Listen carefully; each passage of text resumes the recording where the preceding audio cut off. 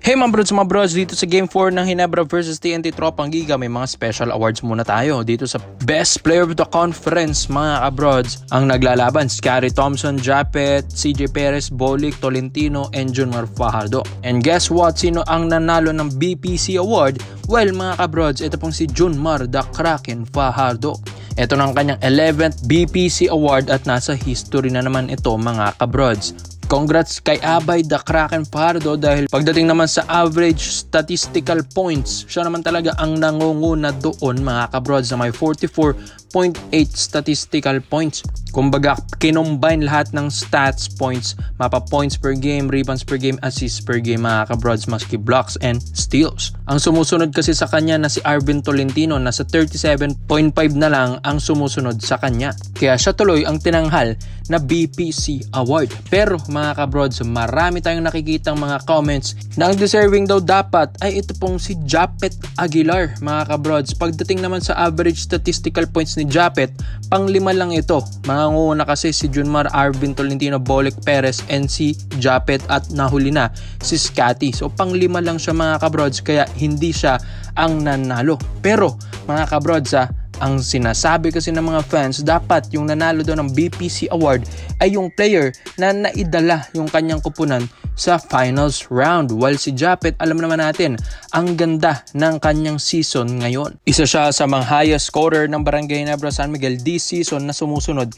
kay Justin Brownlee. Kaya laki ng tulong ni Japet kaya naidala niya sa finals or championship ito pong Barangay Ginebra San Miguel. Pero ganoon talaga, mga bros, may mga voting din ng mga players, mga PBA staffs. Talagang kay Junmar talaga ang panalo, mga kabrods. Kay Japet naman, hanga rin tayo sa pinapakita ni Aguilar ngayong finals, mga brods. Sinabi nga rin ni The Kraken Junmar Fajardo, sa kanya man napuntang BPC, pero kay Japet Aguilar ay may chance ang makuha ang championship. So mas masarap yon, mga kabrods. Kaya all in all, deserved ni Junmar ito, and yun, may credit, special credits pa siya. At hinangaan din niya si Japet Aguilar. Dito naman sa Best Import of the Conference Award, mga kabrods, ang candidates naman natin: Aaron Fuller, AJ Anosike, Justin Brownlee, and Rondae Hollis Jefferson. Well, mga kabrods, ang nanalo dito ay walang iba kundi ito pong si RHJ. Para sa akin, deserve talaga ito ni RHJ. Pagdating kasi sa average statistical points, siya naman talaga ang nangunguna. 57.4 ang kanyang statistical points. While kay JB naman, 50.9 points lang. Anosike 44.6 and Fuller ang pinakahuli with 41.8 stats points. Kaya para sa akin, deserve talaga ni RHJ ito. Yes, alam naman natin, napakagaling din ng isang Justin Brownlee, pero hindi mo rin talaga mapantayan yung sakripisyo sa laro, yung buwis-buhay sa laro, yung halos hindi na magpahinga sa bench sa laro. Well, talagang ibibigay mo ito kay RHJ. Kaya para sa akin, mga brods, kay RHJ talaga ako. So dito na nga, quick recap naman tayo sa Game 4 ng TNT versus Barangay Ginebra San Miguel. Ang ganda ng laruan ng Ginebra, mga brods. First quarter, umaarangkada ang TNT, pero lagi may sagot ang Ginebra. Kaya after ng first 30 to 25, dito naman tayo sa second quarter, mga brods. Dito na umaarangkada at pumuputok yung mga tres ni na Mav Amici, Stephen Holt, tapos may mga slam dunks pa ni Japet Aguilar. Kaya 54 to 42, lamang ng 12 ang Ginebra after ng first half. Sa second half naman, ganun pa rin, mga brods, consistent pa rin ang Ginebra. Pero hindi pa rin nagpapauli ang TNT. Ayaw nila rin matambakan, kaya si RHJ ay talagang buwis-buhay na naman sa laro. Maski na inaasar si JP Eram na iyakin. Kaya 85 to 77 lamang ng 8 ang Ginebra. Dito na sa fourth quarter, mga bros, dito tinatambakan na talaga ng Ginebra ang TNT. Nalilimitahan nila si RSJ pati si Pugoy. Pero si Oftano umiinit Pero all in all, mga brods, ang nanalo sa Game 4, Barangay Ginebra San Miguel. Congrats dahil tabla na ang ating serye sa Game 4 na 2-2, mga kabrods. Kaya sa tingin nyo, kanino ang Game 5? Ginebra ba or TNT? Kaya komento mo lang yan, mga brods, at isa-isay natin yan.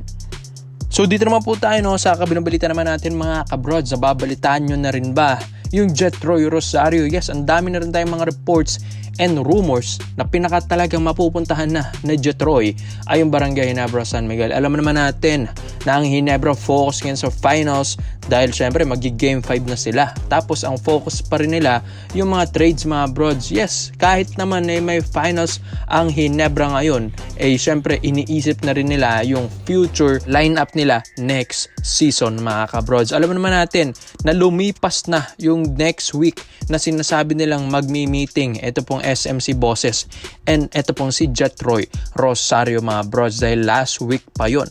Pero wala pa rin naman tayong mga sagot and reports na ano bang nangyari sa meeting na yon mga kabrods. Siguro nga ang sinasabi rin dito sa mga reports natin na tinatago na lang mga kabrods ni Jetroy na ang pupuntahan niya ay Barangay Ginebra San Miguel dahil kapag ito ay nilabas na naman sa media, mababawasan palalo yung mga manonood sa finals dahil sasabihin nila Ginebra na naman ang makakapasok sa finals next season dahil na kanila na ito pong si Jetroy Rosario. Pero mga brods wala pa rin naman tayong official na report and rumors mga kabrods na ito pong si Troy ay pumirma na ng Barangay Ginebra.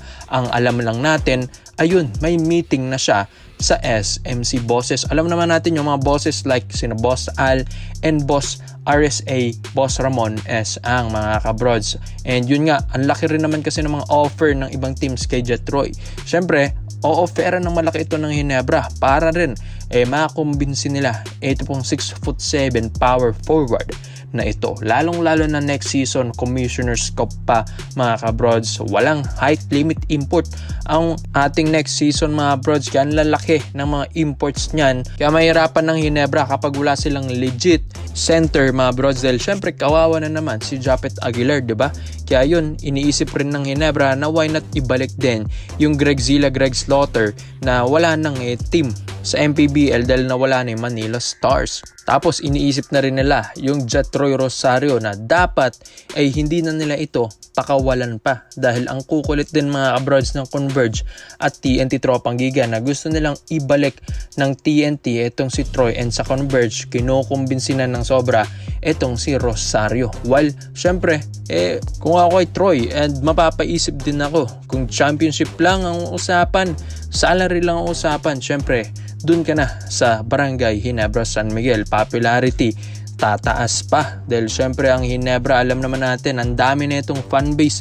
Maski nga yun 16,000 fans sa Game 4 last game ng Ginebra at TNT sa finals mga kabrods sa Araneta Coliseum. Ganyang karami yung mga fans din ng Ginebra. Siguro 70% o 60% doon sa Ginebra yun mga kabrods. Kaya ito pong desisyon ni Jetroy Rosario, dalawa lang yan.